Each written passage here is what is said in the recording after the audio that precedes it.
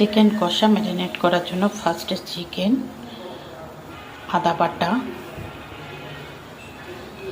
Chicken মশলা, হলুদ, লঙ্কার গুঁড়ো, জিরের গুঁড়ো, ধনের গুঁড়ো, গরম মশলা, টক দই, নুন, হলুদ আর একটু কাঁচা সর্ষের তেল দিয়ে চিকেনটাকে ম্যারিনেট করে রাখলাম আধা ঘন্টার মতো। এবার মশলা মাখা সমস্ত চিকেনটা তুলতে হবে।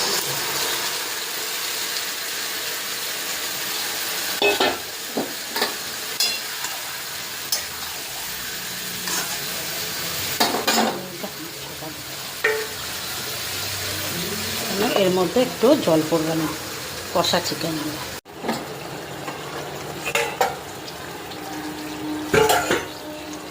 আমার চিকেন কষা একদম রেডি।